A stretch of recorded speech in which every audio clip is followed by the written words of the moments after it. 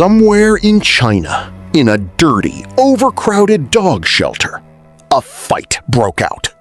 A massive Cane Corso, 110 pounds of pure muscle, was going absolutely feral. Workers were scared, other dogs were screaming.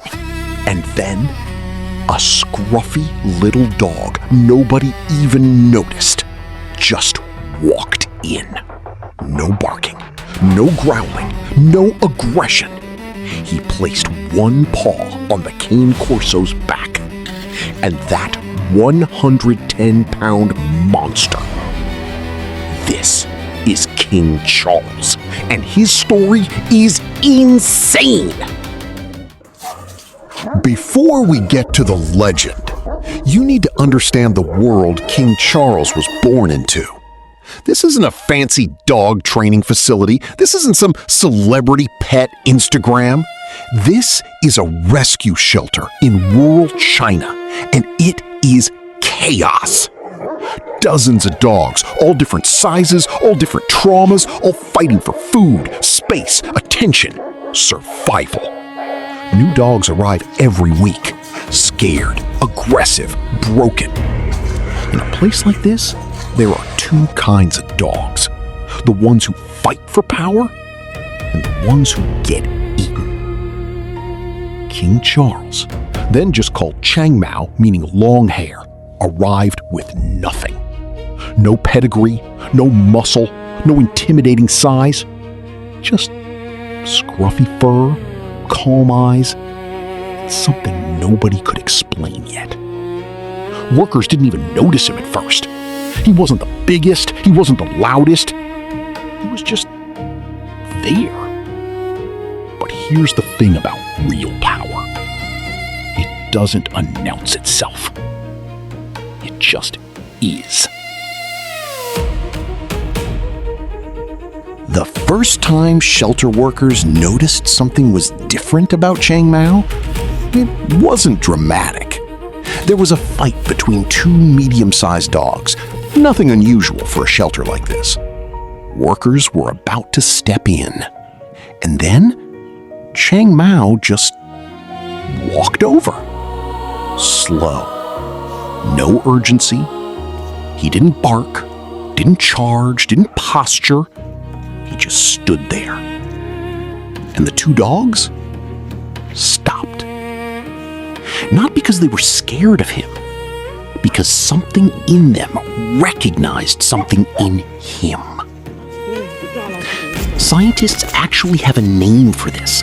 It's called calming signal cascade, when one dog's nervous system literally syncs to another.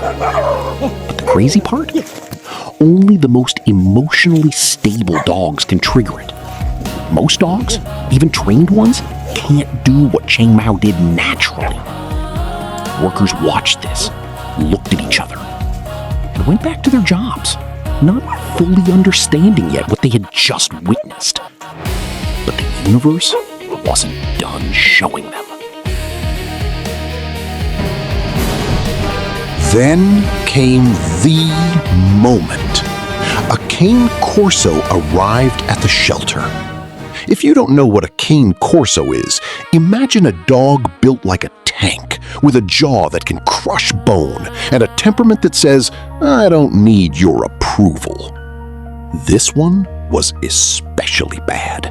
Aggressive, uncontrollable, had already injured two other dogs within days of arriving. Workers were nervous. This dog was a problem. And then, without anyone asking him to, Changmao walked into the yard. The Cane Corso turned, growled low. Changmao didn't flinch, didn't speed up, didn't slow down. He just kept walking, directly toward the Cane Corso. And when he got close enough, he placed his paw, one single, gentle paw, on the Cane Corso's back. The growling stopped. The Cane Corso's body language dropped from aggression to submission. a 110-pound dog bowing to a scruffy shelter mutt. A shelter worker, jaw on the floor, pulled out their phone and recorded it. That video went on Douyin, Chinese TikTok, and in 4 days, it had 350,000 likes. The internet had found their king. What happened next was something nobody predicted. The video crossed borders. An Instagram page reposted it with a caption: "The industrious King Charles has started to patrol his kingdom again, teaching the disobedient subjects a lesson." That post alone hit 4.3 million views in 3 days. Then came the memes. Cane Corso, bows, my liege. I need to know what Buddy did to have insane aura like that. The phrase King Charles energy was born overnight, used to describe anyone who commands respect through calm confidence, not aggression. Visual montage of meme screenshots, comment sections, Twitter, X posts. In under 2 weeks, this scruffy, nameless shelter dog from China had become the internet's favorite king. Now, here's where it gets wild. Because what King Charles does, science can actually explain it.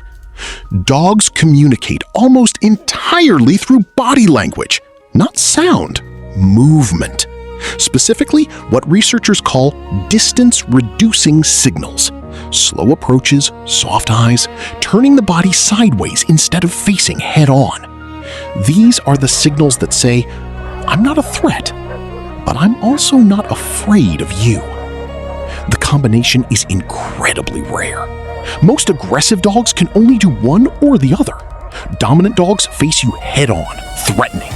Submissive dogs turn away, but they're afraid. King Charles does both simultaneously. He approaches slowly, non-threatening, but he never breaks eye contact, unafraid. And his nervous system, scientists would call it parasympathetic dominant, meaning his body is physically wired to stay calm under pressure. When other dogs' heart rates spike, his stays steady. And dogs feel that. They feel it the same way you feel when you walk into a room and someone is just composed. No chaos, no performance, just presence. That's King Charles. Not trained, not commanded, born. King Charles never asked to be famous. He never performed for the camera. He was just being exactly what he always was. In a dirty shelter, in a country most of the internet couldn't find on a map. And the world found him anyway. Because real power doesn't need an audience. Real leadership doesn't need a crown. And real respect can never be taken by force. It can only be earned. King Charles is still in that shelter today, still walking the yard, still keeping the peace, still being exactly who he is. All hail the king. If this story hit different, you're in the right place. At Pawble, we don't just show you dogs, we decode them.